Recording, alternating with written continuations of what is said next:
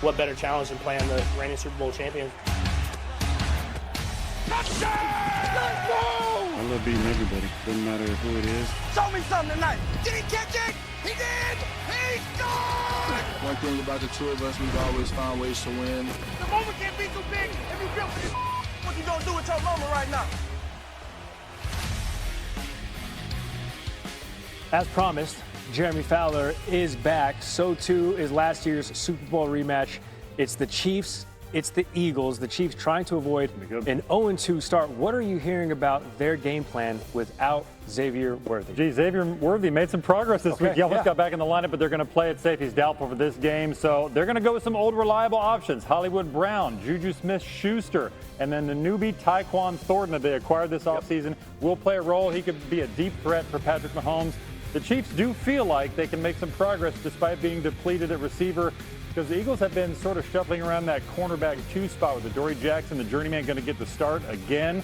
Struggled a bit last week, so the Chiefs are hoping they can take advantage. And they know in this kind of matchup they have to run the ball well.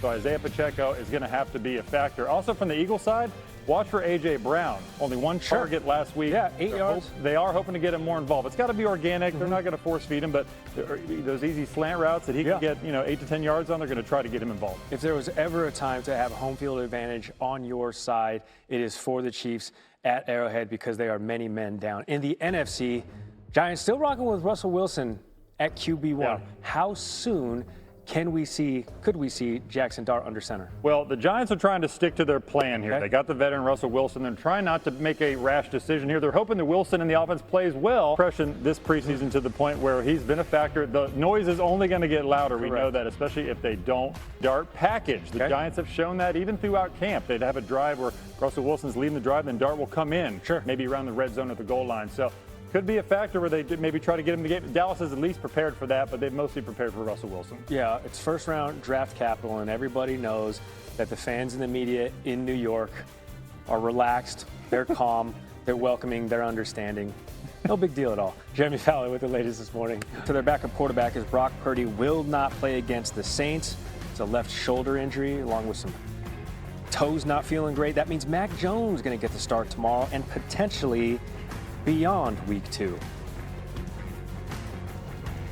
The Morning Buzz is brought to you by One a Day. All right, let's break it down. What does it all mean? NFL insider Jeremy Fowler joining the program. What more can you tell us about Purdy's injuries? Gee, the 49ers are looking at this as week to week. So he's got the toe issue, the shoulder issue. The toe is considered a little bit more of a problem. So it's not a slam dunk next week either, but they're just going to see how he feels. He ruled out this week. Going to let him progress. It's going to be Mac Jones' time this weekend. Now, that's interesting because the 49ers looked at him hard in the 2021 draft, 3rd overall. They considered drafting him. Didn't happen. Now Mac Jones gets his first chance to operate Kyle Shanahan's offense. So San Francisco hopes that's a short-term thing. Brock's working his way back, doing a nice job with his rehab, but out for this week. Not a slam dunk for next week either, but they're hopeful. It's the Saints, it's the Cardinals, and I believe the Jags next up for the 49ers. Obviously early in the season, maybe Mac Jones can keep them afloat. Purdy not the only injury from week 1. What's the latest on James Cook's status tomorrow? James Cook had a little bit of a hammy, but he's good to go. He was limited early in the week, but he perked up. That was really just a tightness issue, not a full-blown hamstring injury or tear. So he's going to get to tote the rock for the Bills, feeling good, no issue there. The bigger issue is Ed Oliver, defensive line. He's out. So the Jets are happy about that, but they're going to have to deal with James Cook. He's going to be in the lineup, good to go. Then you have Xavier Worthy. So his chances to play are slim. He's considered doubtful for this weekend's game against the Eagles, but he's perked up a little bit. Looked pretty good in practice on a limited basis, coming on the field on that shoulder issue. Didn't have to wear a big brace on that shoulder during Friday's session. So look, he's going to get to avoid injured reserve. That's the positive. He should be back in the next few weeks. They're just trying to get all their playmakers on the field. Rasheed Rice will be back eventually as well.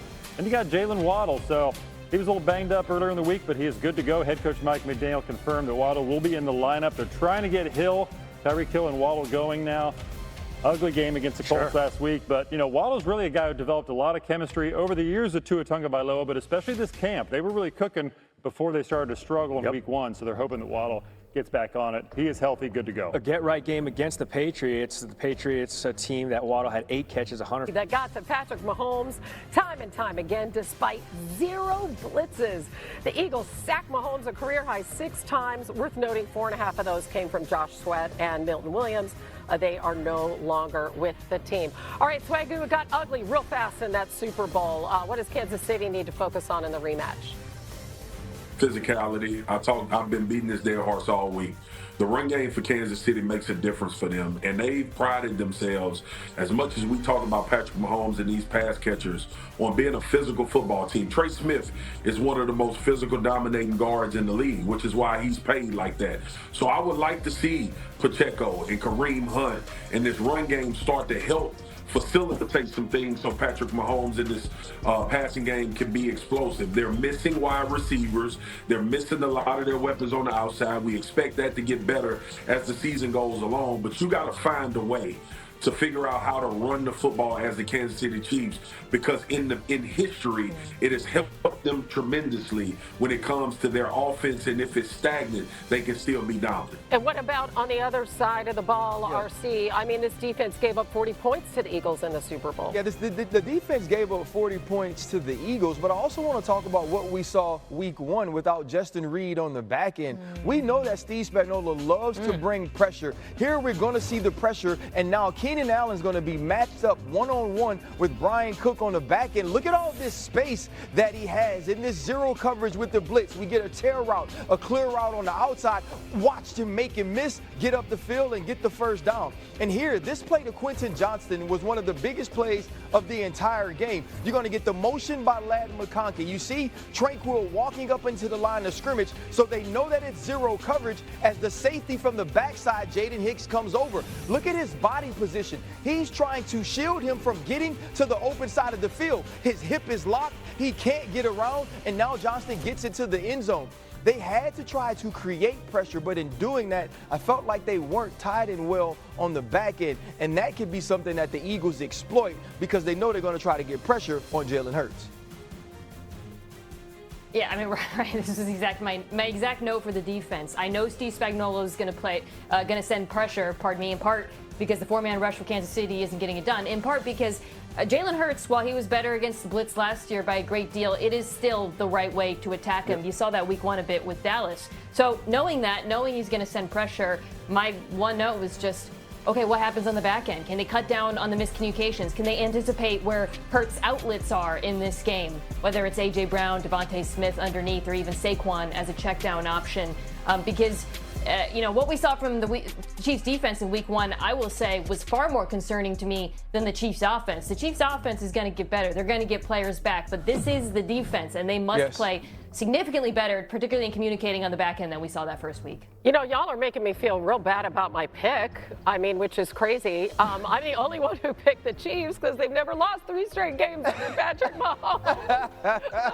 But I can see, RC, why y'all picked the Eagles. Well, I just think that right now the Kansas City Chiefs aren't the team we're used to seeing. They're very beat up on the offensive side of the ball, and defensively they just didn't look like that same physical, aggressive unit we're used to seeing. Swagoo, thanks again. Is whatever shoe stepped on Ed Oliver, that shoe should no longer be allowed in the building, because on Sunday night, Ed Oliver was the best player on this defense, even in opportunities to affect the game, whether it be the pass, tackles for loss, and then obviously the huge forced fumble late in the game. Ed Oliver was the playmaker on the defensive side. Justin, and help me out here, was Justin's last name?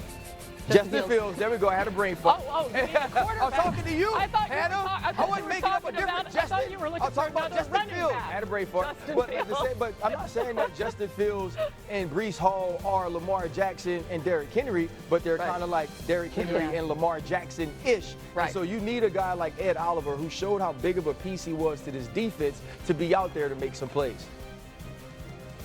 Yeah, I'm right with you, Ryan, on this run game, because it was kind of lost in the Bills' win that until the very end of the game, they were getting gashed on the ground, and Oliver was so instrumental at the end in forcing the fumble and getting some tackles. But that Ravens rushing attack off of outside zone last week averaged over 9 yards per carry. And to your point, You know who had a pretty damn good-looking outside zone run game week 1 against Pittsburgh? Exactly. The defense and the tape, man. Missed tackles, out-gapped, out-leveraged, guys completely misdiagnosing where the run was. The Bills really have to clean that up. Otherwise, I think this Jets offense is going to be harder to stop than many people thought. Yeah, when you looked at the Jets offense, that was the offense we'd been waiting to see. That was the Breece Hall we'd been looking for since he was drafted out of Iowa State, and now you add Justin Fields to that. And some of that quarterback run that, quite frankly, they didn't show in the preseason. I felt like it got Justin in the rhythm. They were able to move the pocket in the pass game. And when you saw what he did by scrambling to throw, I think it's going to put a ton of pressure on the Buffalo Bills in this defense. And this is going to be one of those games, at least in my opinion, that ends up being a lot closer than it looked when the schedules were made in the offseason. I mean, I think all of us see the possibility of an upset alert, and yet when you look at the picks that we all made, we made the Bills, but here's our twisted logic. There's the gong. We ruined week 1 for so many teams, so I think, Mina, this gives the Jets a chance. What do you think? So we didn't talk about the Bills' offense. That's why I'm picking the Bills to win. I think Josh Allen is going to move the ball. Right. Hey, Peter, exactly. It's not that the Jets can't do all of the things we said the Jets can do. It's just that Josh Allen and the Bills can do a little bit more on offense. I think this game is close, but I believe when you have the best player on the field, and in a lot of instances the best player in all of the NFL, they find ways to make plays when it matters. Yeah, definitely some hope, though, in the start of the Aaron Glenn era. Justin Fields as quarterback. Thank you. We were Hannah, I'm talking about running back. We didn't know what you can't read your mind. Well, maybe we should. Just getting started on swag wave over here. I'm doing the swag wave. Yeah, RC. Thank you, RC. Thank you, man. RC and Mina carried the show. I just want you to know. And now that you're finally at LSU, weigh in. Just blame it on me, Hannah. Blame it on me. I'm not the type to snitch. Just blame it on me. No, we're just teasing you. I'm confident it was someone else's fault. Absolutely confident. But we do want to get your thoughts on last night, what you saw from the Packers. Yeah, what I loved so much was that they still featured Josh Jacobs, even with the numbers that Jordan Love and these wide receivers were able to put up. And you would think that throughout the course of this game that they found something against the Washington Commanders, and they would have stuck with trying to push the ball downfield. But Josh Jacobs and a heavy dosage of him, I think, helped this entirety of this offense. But it talks about balance. I still like that Matt LaFleur likes to run the football even when having success in the pass game, because if you watch that game, you start to wear on people as it goes along. And Josh Jacobs is that battering ram, that offensive line start leaning. In turn, you get people to start walking up near the line of scrimmage, and then Jordan Love is finding wide receivers wide open. So it was an element. Y'all know I love the run game, and I know Jordan Love put up 290. But I still love the fact that there was 20-plus rushes out of the backfield for Josh Jacobs. Micah Parsons continues to impact that defense. What do you think about the chance of thank you, Jerry? Yeah, it makes me god-awful sick, Hannah. It really disturbs me that I had to listen to that on Amazon Prime, and my dog Andrew Whitworth sitting next to him all glistening and gleaming about how happy he is for Micah. I'm happy for Micah too. I'm just not happy for my franchise getting rid of him. But anyway, if I was the Green Bay Packers fans, I would say thank you, Jerry, because he is absolutely wrecking football games. And I know people are going to look at the numbers, and I know they're going to talk about only a half sack, but you look at the pressures, you look at how everybody around him is elevating their level of play and playing a little bit more free on that defensive side. And this is the reason why the hype train has started with Green Bay as far as being contenders. Yeah, they were just